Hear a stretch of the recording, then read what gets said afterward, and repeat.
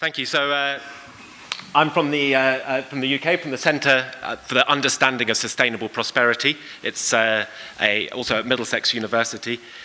This centre is something, it's very close to what G&H is looking at alternatives to GDP, alternatives to business as usual, building on the work of a number of people, but particularly Tim Jackson, who's the director and the founder of the centre. What I'm going to talk today is about a stream of work we're doing is looking at the idea of social enterprise. And there's been growing interest in this over a number of years. I've been working on it for about 20 years now. But we're seeing this growth with interest around the world. I think yesterday we heard about a massive online course with 400,000? 200,000. We're not at that stage. We've done a massive online course, open course on social enterprise, but we've had 40,000 people register for this course around the world from a wide number of countries, showing this growth in this interest of social enterprise, particularly amongst sort of the millennial generation as well. And the work that I've been doing has been looking at this in the UK, but also in Ghana, Bangladesh, across Europe as well, and other countries. But particularly what we want to talk about today is some work that Rabsel and I have been doing in Bhutan, looking at examples of social enterprises and other businesses that have this core social and environmental purpose. And we feel this sheds light on how do you apply G&H in practice. So very much putting these ideas of G&H into action as well. As well as of the academic work I do, I'm also a chief executive or managing partner of a B Corp myself. And Rabsel as well is also running his own social enterprise. So we bring both the practical side with the academic in the talk that we're doing here. So what we're looking at here is how can we have sort of different types of businesses driving well-being and prosperity. And what are these different alternatives? Particularly what we want to see is how do we picked those examples of businesses and enterprises in Bhutan. We've picked 9 different case studies that we're going to explore today. But they've been selected because they have a core purpose looking at these ideas of G&H or sustainable prosperity, where we define that as people flourishing within the constraints of a finite resource. It's about sustainability, it's about well-being, it's about how the businesses are run, but also about what those businesses are doing for society and for the environment as well.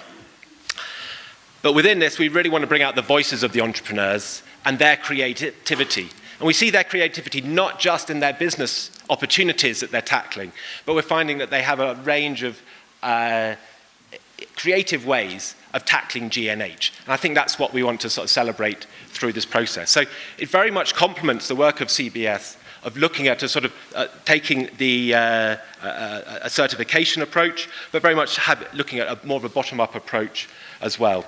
And particularly we're looking at the role of smaller businesses as well. So within this we've got, we're looking at the ideas of G&H. I won't go through a lot of these issues.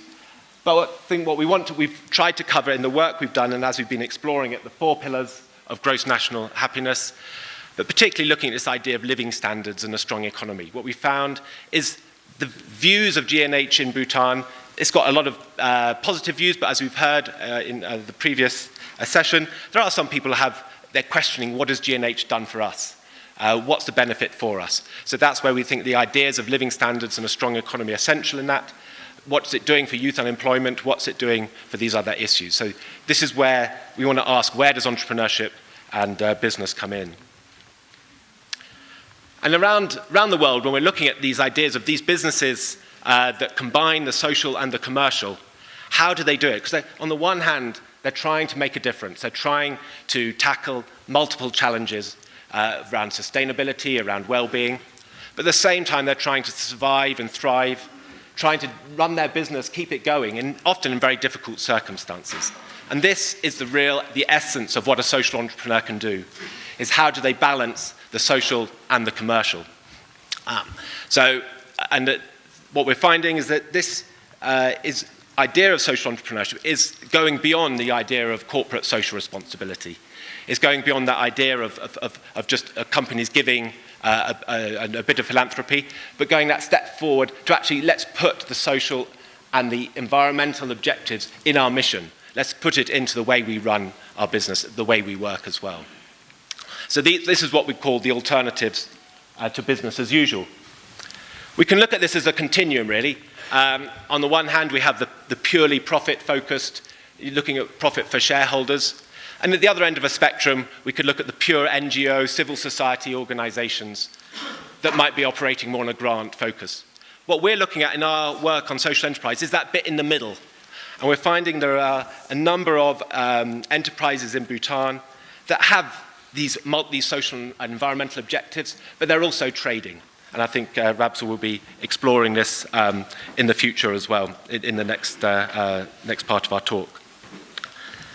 But what we're finding as well is that within this, these innovative alternative social enterprise and B Corps, there are these issues about how they combine their multiple objectives. And that's where Bhutan is very interesting, because this idea of interdependence and also the idea in G&H of multiple criteria is more at the heart of what a lot of people are doing.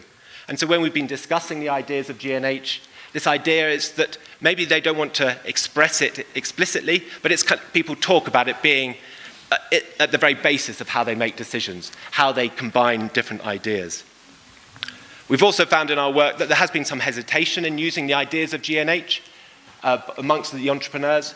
To some extent, that's through people saying they lack awareness or understanding. There's also a thinking that people not wanting to blow their own trumpet.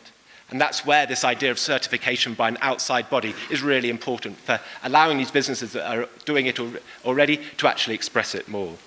So with that, I'll hand over to Rabsel for the next part.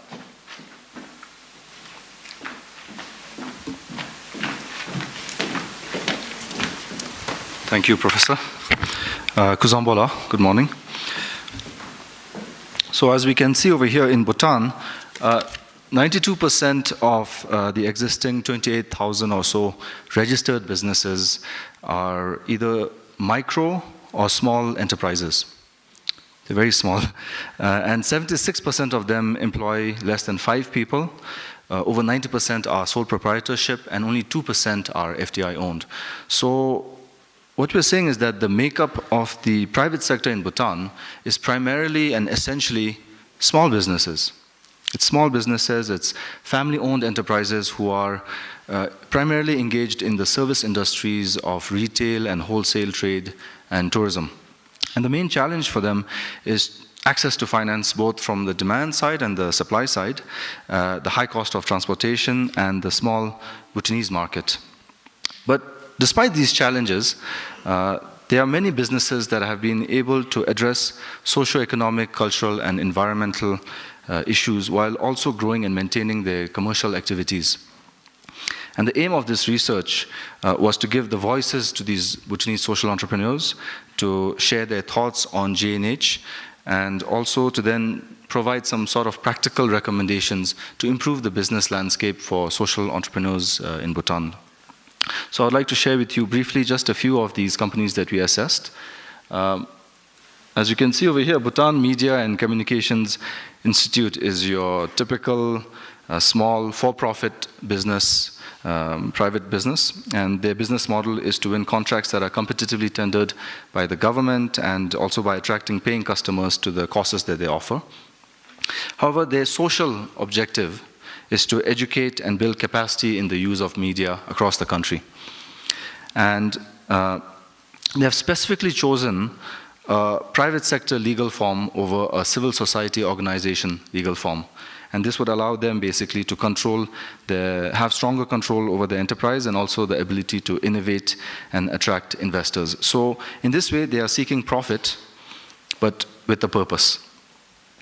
You can see a quote over there. On a much smaller scale is the Mahesh Clay Studio. And Mahesh Tamang is an artist and a potter who wants to develop the Bhutanese pottery craft industry and also build the skills of people through training courses. And his business model is based on selling pottery and getting paid for the courses he runs, but his social objective is to promote the arts and crafts of the country, to promote culture, and at the same time also increase livelihood incomes. So again, a very small and simple business, but with multiple social and cultural impact. And on the other end of the continuum that Professor mentioned, and on a much larger scale, we have businesses that are operating at a much more commercial setting with a range of investors that are looking to make financial returns, but also have social, cultural, and environmental objectives. And Youngfell Adventure Travel over here seeks to build capacity within the tourism industry with benefits to themselves, but also in general to other tourism businesses. And so again, this is evidenced in their employment practices and their attention to environmental issues. So whether you're a micro business like Mahesh Tamang or you're a small business like the Bhutan Media and Communications Institute or a much larger enterprise like Youngfell Adventure Travel, these businesses show how G&H and social entrepreneurship can be put into practice. Not only are they having to find ways to be financially sustainable, but they're also bringing together a wide range of social and environmental objectives within their operations. So the challenge really is to open the chance for entrepreneurship amongst those excluded from these opportunities. And the question is, what are some of the actions that can be implemented? There's no doubt that the G&H certification tool is a great step towards promoting businesses to instill G&H values. However, we feel that to be able to attract the majority of these businesses in Bhutan, it should also provide support services, be it technical and networking opportunities, and also capacity building support in the form of trainings and workshops. Another way to incentivize these businesses to adopt G&H certification is to help them with access to finance by including it in the metrics to calculate business credit worthiness from the banks, as well as in the government's scoring system for procurements. So you can add extra points if you are G&H certified. Yesterday, of course, our PM also mentioned the possibility to provide subsidies and other fiscal incentives for businesses that are G&H certified. Another suggestion is to create a social enterprise legal form, which is quite common in many parts of the world, in other countries, and this would provide an identity to many of these types of G&H businesses in Bhutan. I think it's also very important to ensure that G&H certification fits with these other brands. There are currently multiple branding initiatives in the country in different sectors, so you need to make sure that the G&H certification is in line and complements all these other initiatives. And it's also another idea which I believe is already being worked on by some friends here actually is a G&H balance scorecard. And this could be used as an implementation and performance management tool and could very much complement the G&H certification tool as well. And in the long term, there is a need to actively inculcate G&H values and also social entrepreneurship values in the education curriculum in Bhutan, not just at the tertiary level, but also in the primary, secondary, and vocational level. And in conclusion, I would like to say that if you look at G&H in Bhutan, it has traditionally been a very top-down, government-led, policy-oriented approach. But if you want to really encourage G&H in the private sector, we must also look at a bottom-up, business-led, and practical approach to it. And that is where social entrepreneurship, we believe, plays a very vital role, and the values of social entrepreneurship complement the values of G&H very well. Thus, thank you.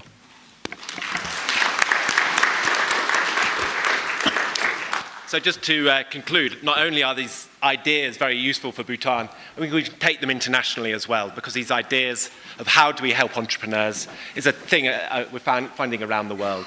But this idea of how do we bring the concepts of G&H, bringing in these multiple objectives, this interconnectedness that is essential to entrepreneurship, is a wider lesson. So that's something we're taking away beyond the borders of Bhutan. So thank you very much.